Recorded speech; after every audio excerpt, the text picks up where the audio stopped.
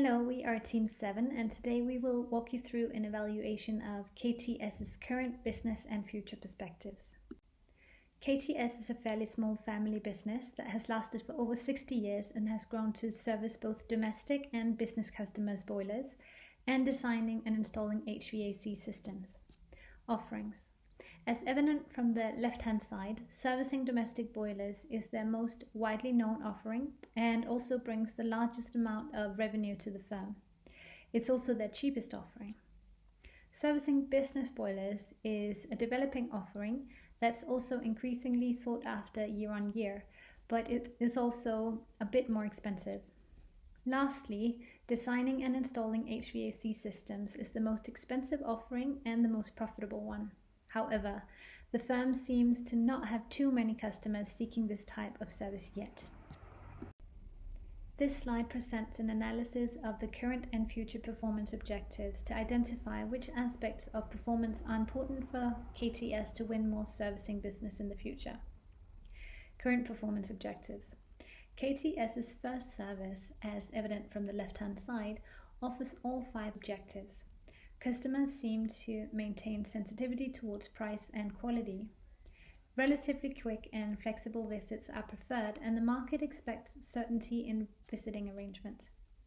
By contrast, servicing business boilers requires only speed and less flexibility, as business customers tend to have people on site at all times, yet they value how quickly KTS will respond to their requests and need better service communication.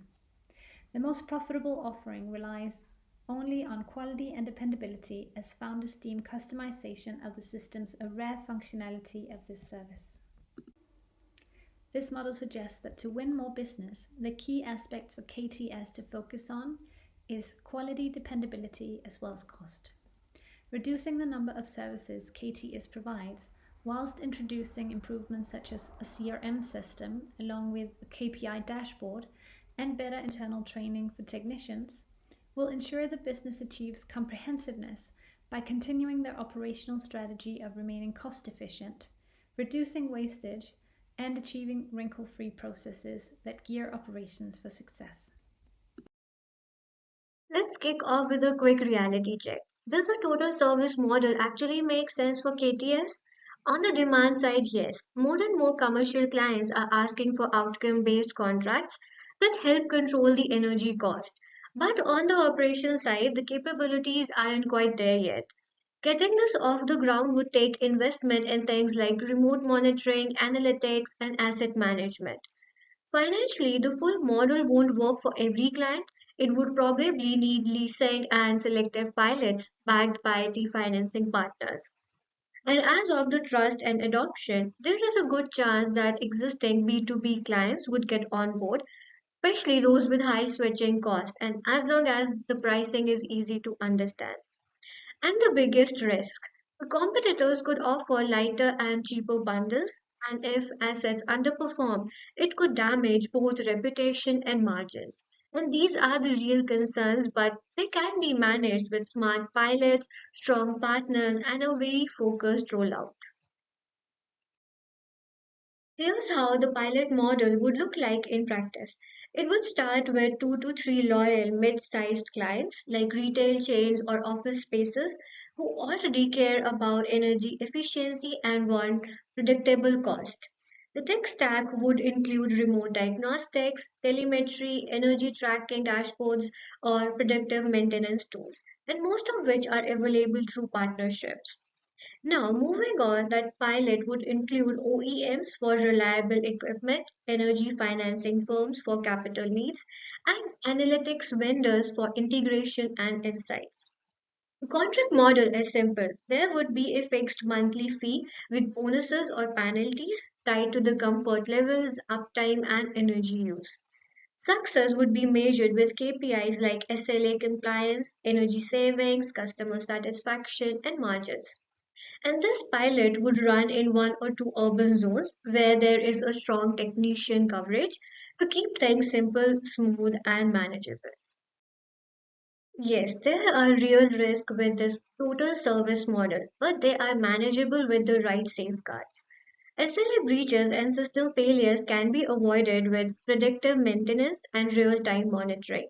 Energy price spikes, which are a major margin risk, can be controlled using index-linked pricing and contract caps. If equipment underperforms, then warranties and proactive servicing can help. And to tackle low adoption, the pilot can be co-designed with clients and kept flexible through opt-in options. Internally, any skill gaps or resistance can be addressed through upskilling programs and phased onboarding. And most importantly, by limiting the number of pilots and partnering with trusted tech vendors, this model stays protected while still allowing room to learn and improve. So, taking over on the question number 3, which is regarding on what the enterprise should be doing operationally to prepare for the long-term changes in their industry. And then we identified a couple of drivers, the most important ones, which will allow KTS to accelerate into the green area. The most important one being to enhance the skills of their technicians and progressively moving them into the business for the new technology, but still keeping the know-how for the legacy systems. And this should be something unique by allowing them to serve their clients during the journey of transitioning from the legacy systems to the new one. Then to enhance the design capabilities, which is a profitable business, to have dedicated persons to follow and to monitor the regulations issued by the bodies of the industry, and to be sure that the enterprise is certified for the new technologies. Then the digitization through Internet of Things, which was already mentioned by my colleagues, by enhancing as well the consulting services for this service, still a profitable one. The subscription models, which my colleague Neha just mentioned in the previous slides, yes, this will require to have teams able to respond and to comply to the KPIs assigned in the SLA, especially for the premium. And last but not least, to look after the new talents, to onboard them, to partner with the vocational schools, and as well to partner with startups to develop and to incubate ideas on the clean tech innovation. We have prepared also some visuals, and especially one regarding the readiness versus risk quadrant, showing that the enterprise will be well placed if all what was mentioned in the previous slide will be followed and implemented during the migration period to the new technology. Okay, so to conclude the last slide of the question number 3, we believe that with the right focus on this strategic shift for the KTS enterprise, they will succeed in achieving the goals, and they will align with the new trend in their industry, and they can be one of the pioneers in their field by starting to offer this kind of hitting as a service, plus everything else what was mentioned in the previous slide. So the future looks bright for them if all of the above will be rightly implemented.